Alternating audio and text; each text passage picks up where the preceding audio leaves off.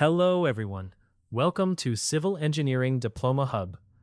दोस्तों, आज की यह वीडियो उन सभी छात्रों के लिए बहुत महत्वपूर्ण होने वाली है जिनका नाम बिहार पॉलिटेक्निक DCECE 2026 के first round seat allotment result में आ चुका है और जो अब कॉलेज में एडमिशन लेने वाले हैं। सबसे पहले जिन भी छात्रों का नाम फर्स्ट राउंड सीट अलॉटमेंट में आया है उन सभी को हमारी तरफ से हार्दिक शुभकामनाएं। आपने एंट्रेंस एग्जाम दिया, काउंसलिंग करवाई और अब आपका नाम किसी न किसी पॉलिटेक्निक कॉलेज में आ चुका है। अब आप डिप्लोमा के छात्र बनने जा रहे हैं।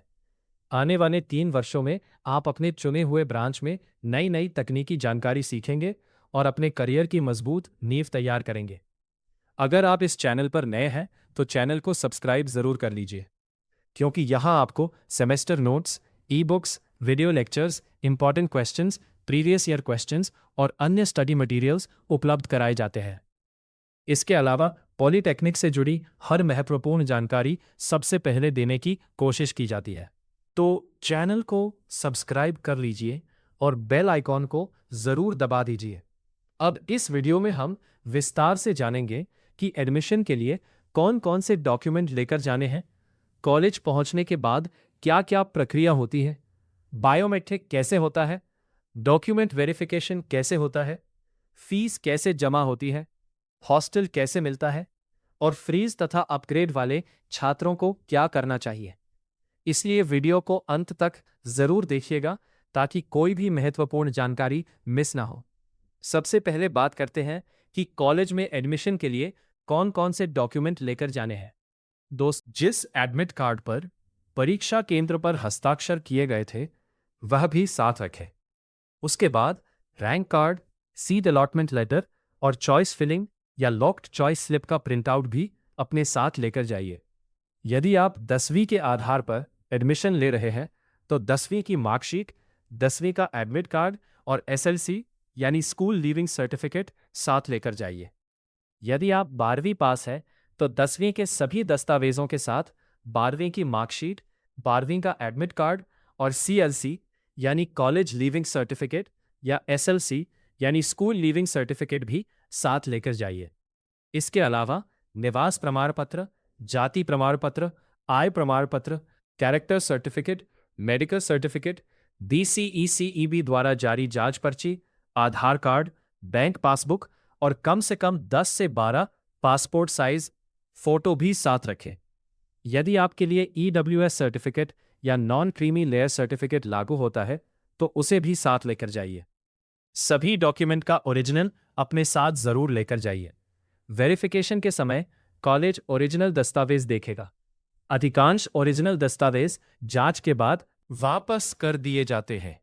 हालांकि SLC या CLC जैसे दस्तावेज कॉलेज द्वारा जमा लिए जा सकते हैं, इसलिए इन्हें साथ लेकर जाना बहुत जरूरी है।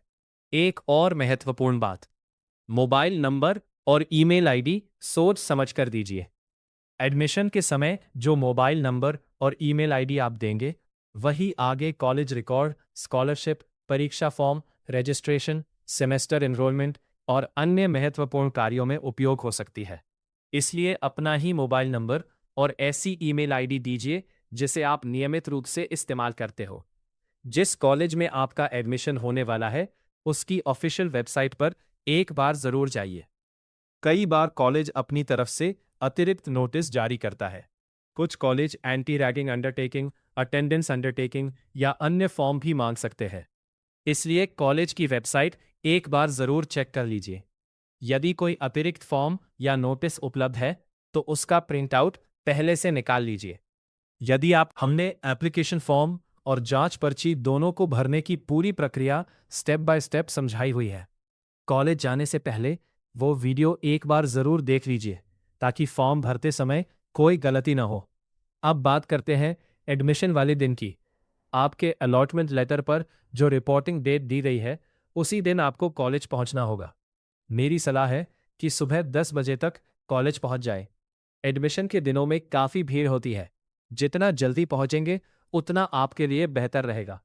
कॉलेज पहुंचने के बाद आपको किसी हॉल, ऑडिटोरियम या क्लासरूम में बैठाया जाएगा जहां एडमिशन लेने वाले सभी छात्र मौजूद होंगे। यहीं से आपकी एडमिशन प्रोसेस शुरू होगी और आपको आगे की सभी जानकारी कॉलेज द्वारा दी जाएगी। अब बात करते हैं फॉर्म फिलअप की प्रक्रिया की। कॉलेज पहुंचने के बाद आपको जो भी एप्लीकेशन फॉर्म, जांच पर्ची और अन्य आवश्यक दस्तावेज अपने साथ लेकर गए हैं, उन्हें वहीं बैठकर भरना होगा। फॉर्म भरते समय किसी भी प्रकार की जल्दबाजी ना करें। अपना नाम, पिता का नाम, माता का नाम, जन्मतिथि, मोबाइल नंबर, ईमेल आईडी और अन्य सभी जानकारी ध्यानपूर्वक भरें। जहां जहां सिग्नेचर करने के लिए कहा गया हो, वहां सिग्नेचर करें। यदि कहीं थंब इम्प्रेशन लगाना होगा, तो उसकी व्यवस्था कॉलेज द्वारा कराई जाएगी। एक महत्वपूर्ण सलाह यह है कि कोशिश करें फॉर्म स्वयं अपने हाथों से भरें। आप अपने माता-पिता, भाई या किसी अन्य व्यक्ति से जानकारी समझने में मदद ले सकते हैं, लेकिन जहां तक संभव हो, फॉर्म स्वयं भरें। कई फॉर्मों में यह भी लिखा रहता है कि उम्मीदवार द्वारा जानकारी स्वयं भरी जानी चाहिए, इसलिए बिना पढ़े किसी और से फॉर्म भरवाने की गलती न करें। फॉर्म भरने के बाद सभी दस्तावेजों को कॉलेज द्वारा बताए गए क्रम में लगाइए। जिस क्लासरूम या हॉल में आप बैठे होंगे, वहां आमतौर पर सूची लगी रहती है कि कौन कौन से दस्तावेज जमा करने हैं और किस क्रम में लगाने हैं। सभी दस्तावेजों को सही क्रम में लगाकर स्टेपल या बाइंड कर दीजिए, ताकि आगे वेरिफिकेशन के समय कोई परेशानी न हो। इसके बाद वहां मौजूद शिक्षक या कर्मचारी आपके दस्तावेजों की प्रारंभिक जांच करेंगे। यदि कोई दस्तावेज छूट गया है, कोई जानकारी गलत भरी गई है या किसी जगह हस्ताक्षर नहीं किया गया है, तो आपको उसी समय बता दिया जाएगा। इसलिए दस्तावेज जमा करने से पहले एक बार खुद भी अच्छी तरह जांच कर लें। जब आपके दस्तावेज प्रारंभिक जांच में सही पाए जाएंगे, तब आपको बायोमेट्रिक वेरिफिकेशन के लिए भेजा जाएगा। वहां आपके फिंगरप्रिंट लिए जाएंगे और आपकी फोटोग्राफ ली जाएगी। इसके बाद पॉलिटेक्निक एंट्रेंस एग्जाम के समय लिए गए रिकॉर्ड से आपका मिलान किया जाएगा। यदि सभी जानकारी सही पाई जाती है, तो आपका बायोमेट्रिक वेरिफिकेशन कंप्लीट कर दिया जाएगा। दोस्तों, बायोमेट्रिक के समय सबसे ज्यादा भीड़ देखने को मिलती है। कई बार छात्रों को 1 से 2 घंटे तक अपनी बारी का इंतजार करना पड़ सकता है। इसीलिए मैं बार बार कह रहा हूं कि सुबह जल्दी कॉलेज पहुंचिए, ताकि आपका पूरा काम एक ही दिन में आसानी से हो सके।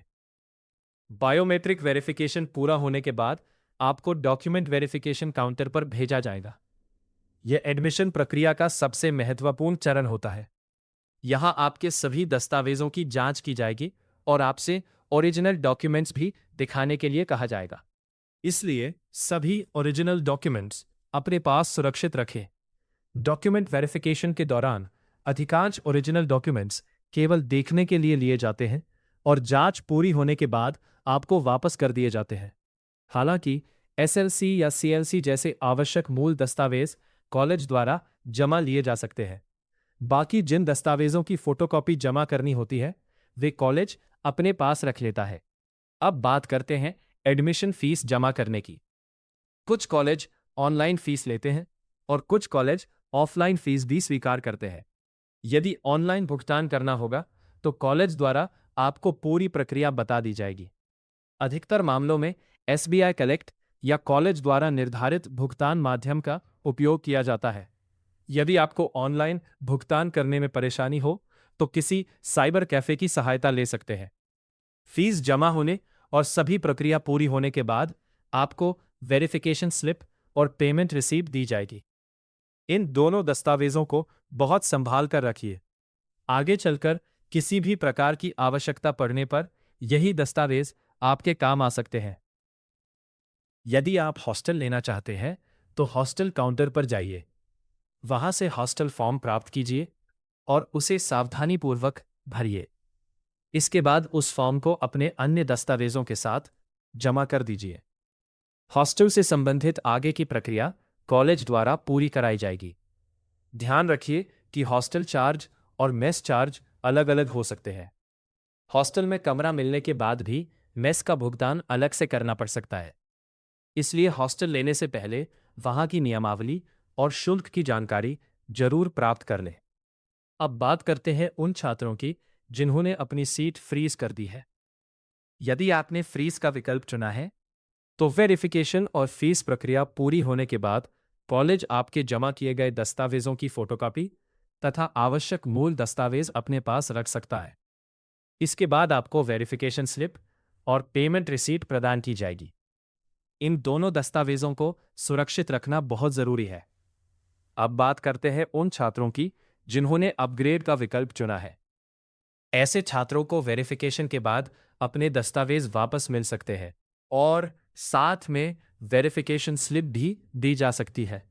यदि अगले राउंड में आपका कॉलेज बदलता है तो यही दस्तावेज और वेरिफिकेशन स्लिप अगले कॉलेज में एडमिशन प्रक्रिया के दौरान काम आएंगे।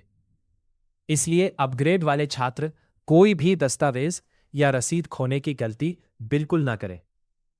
एक और महत्वपूर्ण सलाह, एडमिशन के दिन अकेले जाने की बजाय अपने माता पिता, बड़े भाई बहन या किसी अभिभावक को साथ लेकर जाइए, क्योंकि पूरी प्रक्रिया में कई घंटे लग सकते हैं और कई जगह लाइन में लगना पड़ सकता है। किसी के साथ रहने से आपको काफी सुविधा होगी। जब आपका एडमिशन सफलतापूर्वक पूरा हो जाएगा तो कॉलेज की ओर से आपको किसी आधिकारिक व्हाट्सएप ग्रुप या अन्य सूचना समूह में जोड़ा जा सकता है। वहीं पर आपको आगे की महत्वपूर्ण जानकारी दी जाएगी, जैसे कि class start date, class routine, classroom number, department notice, hostel information और अन्य जरूरी अपडेट।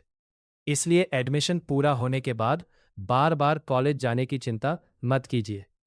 अधिकांश महत्वपूर्ण जानकारी आपको कॉलेज द्वारा ऑनलाइन या आधिकारिक समूहों के माध्यम से उपलब्ध करा दी जाएगी। बस अपना मोबाइल नंबर सक्रिय रखें और समय समय पर संदेश देखते रहें। कॉलेज जाने से पहले एक बार सभी दस्तावेजों की जांच कर लीजिए। सुनिश्चित कीजिए कि सभी आवश्यक प्रमाण पत्र, फोटोकॉपी, फोटो और अन्य दस्तावेज आपके पास मौजूद हैं। अंतिम समय की भाग दौड़ से बचने के लिए एक दिन पहले ही पूरी तैयारी कर लें। यदि एडमिशन प्रक्रिया के दौरान आपको किसी भी प्रकार की समस्या आती है तो नीचे कमेंट करके पूछ सकते हैं।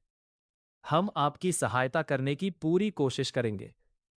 यदि आपके किसी मित्र का भी एडमिशन होने वाला है तो यह जानकारी उनके साथ भी जरूर साझा करें। उम्मीद करता हूं कि इस वीडियो में दी गई जानकारी आपके लिए उपयोगी साबित होगी। यदि वीडियो पसंद आई हो तो लाइक करें, चैनल को सब्सक्राइब करें और बेल आइकॉन को जरूर दबाएं ताकि पॉलीटेक्निक और डिप्लोमा से जुड़ी हर महत्वपूर्ण जानकारी आपको सबसे पहले मिलती रहे। मैं मिलता हूं आपसे अगली वीडियो में एक नई और महत्वपूर्ण जानकारी के साथ। धन्यवाद।